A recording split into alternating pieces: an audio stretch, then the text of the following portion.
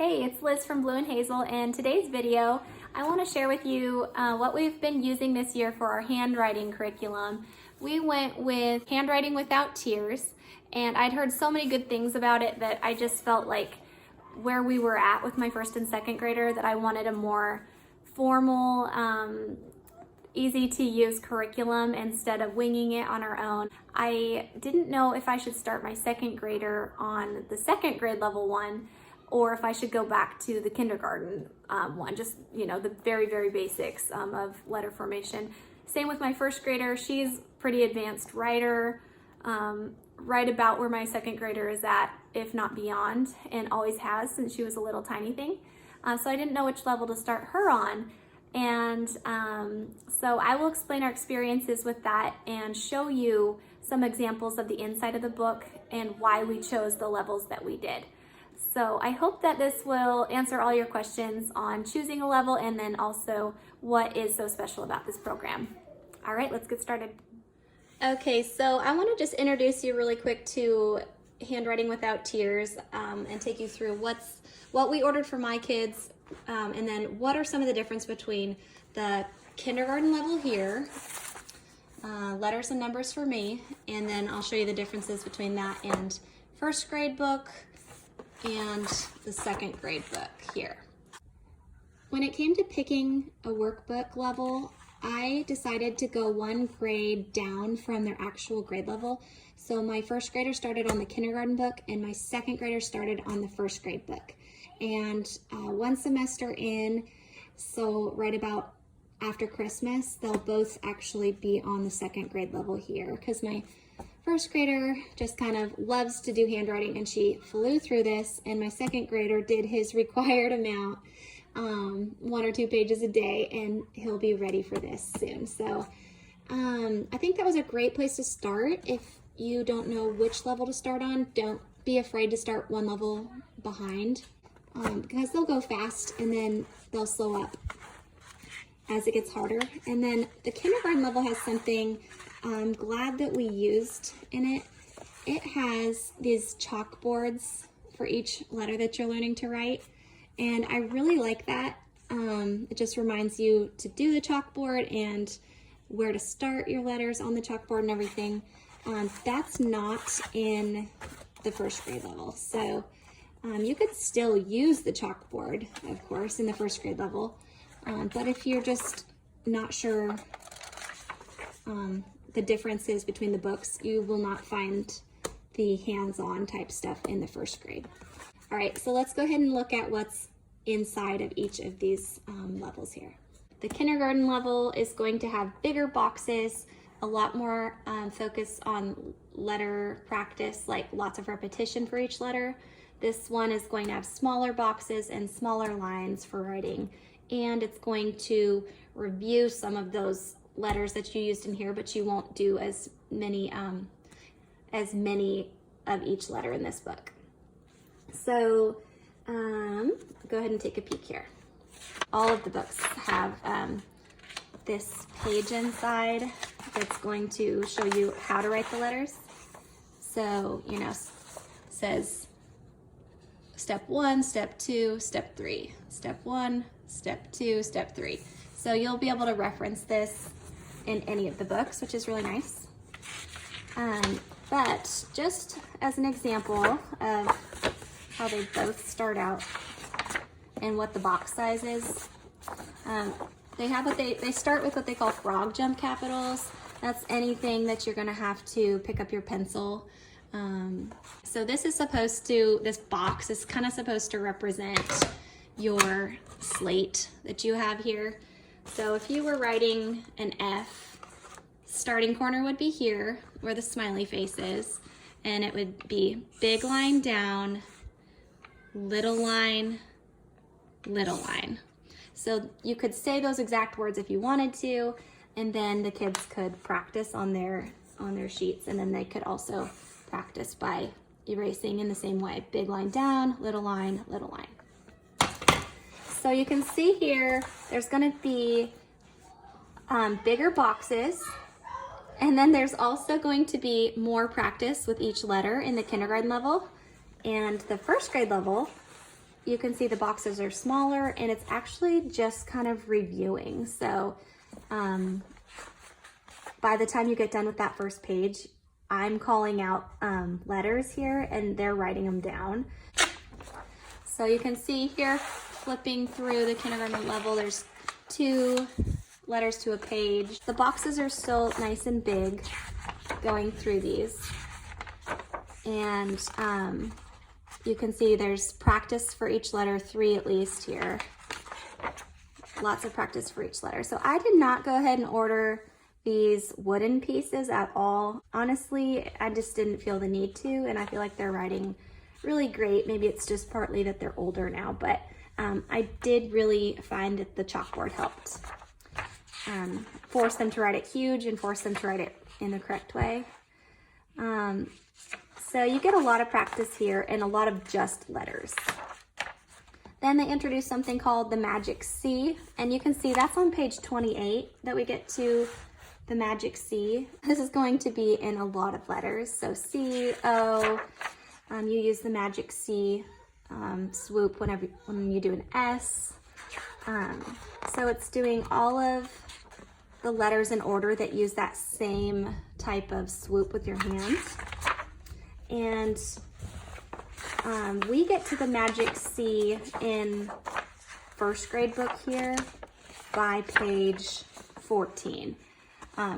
So it just picks up faster and has less review in this one. Not sure if you can see that, but it's actually a smaller line that they're practicing on than the kindergarten level. So yeah, my daughter just kind of flew through this. It continues on with explanations for how to write each letter and then practice, and then eventually gets to words in the kindergarten level and some very short copy work. That continues on, and she just loved this. She just kind of flew through it. I think that once she learned how to write her letters, it was pretty quick. Numbers in the back. And then the other thing I was going to say is your kids can really do this without knowing how to read, but by the first grade level, there is definitely some reading that has to happen. Okay, so let me go ahead and real quick show you what's in that first grade level here and how it picks up. And so once my daughter got to this level, she slowed down how many pages she was doing because the lines got smaller and there got to be more copy work. So here we're getting to sentences. The words are a little bit smaller. And then they added some new, a little new twist like add EST. So she kind of needed my help with this. This wasn't completely independent for her at this point to know what she was supposed to add. So they gave you the N and then she had to add EST. They gave her the B and then she had to add EST. Same with all of these. So this became a little tiny bit less independent for her. I'd have to at least tell her what it wanted her to do. And then she could do the rest. Copy work she could do on her own, no problem. It's picking up on the amount that it's having her write each time. This one, she needed my help with a little bit, but it's starting with compound nouns, which is kind of cool because we were doing this with our language arts actually. So tooth plus brush equals, and then she had to think about, she said, how do I spell that? And I was like, oh, come over here, look at, there's the hint right there. You can spell it, but you have to combine the letters there. So that would not be something you'd find in the kindergarten level. Let's see here. Now this is something you won't find in the kindergarten level, but you do find in first grade. They'll copy some things and then they have to listen and write. So shells give animals their shapes. This was kind of like a fun spelling activity where they had to fill in the missing letters here. And so they had to have the hints of what letters there already was in the word, try to find out what vegetable it was, and then fill it in. So this would have been way too hard for like a kindergarten level writer, but she was able to do that.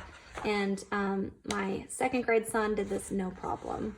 And he can read really well, so he could read all the directions just fine.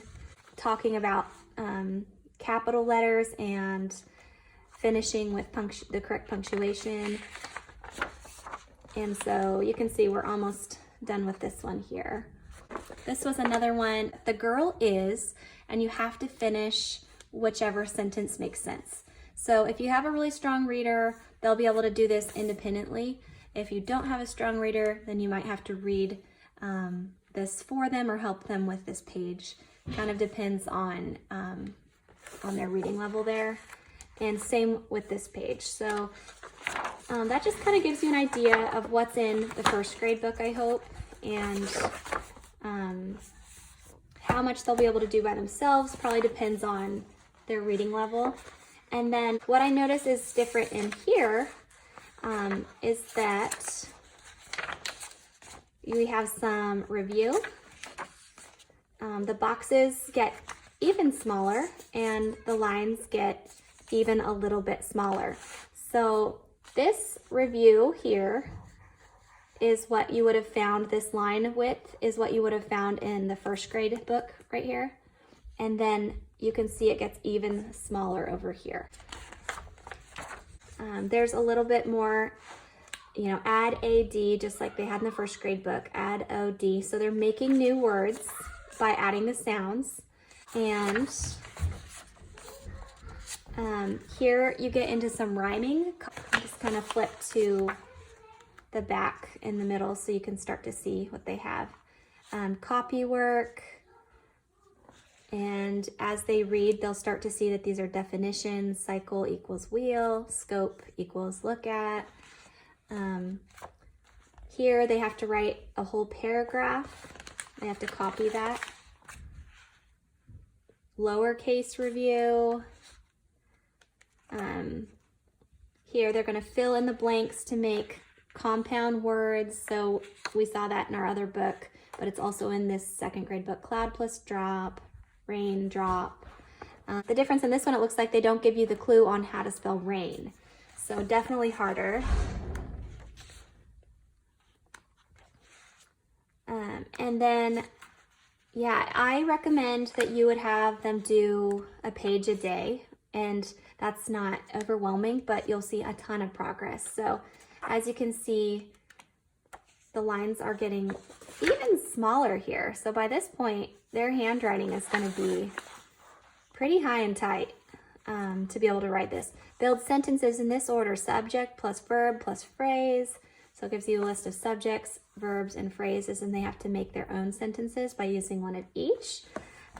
So yeah, that's a little more advanced than the first grade book for sure. But I'm really happy with this program, and I just feel like it's nice. It holds your hand knowing what to do. When we do copy work with our other language arts program that we're using, actually from Brave Writer, I don't have them do Handwriting Without Tears that day. So if we have copy work with that, we skip this, and then other days we do a page out of our printing books. So you can see if there's 94 pages in here, that could be 94 days, or you could speed it up. You know, it might go a little faster for you, or slower if you use less. There's more school days in a year than 94. So if you did a page a day, you would finish early. And yeah, overall, this is a really, really great program. So I will go ahead and link where you can find this in the description, as well as these boards here. Go ahead and leave me any questions that you have in the comments. And if you enjoyed this video, go ahead and give it a thumbs up, and be sure to subscribe for more homeschool videos. All right, see you next time.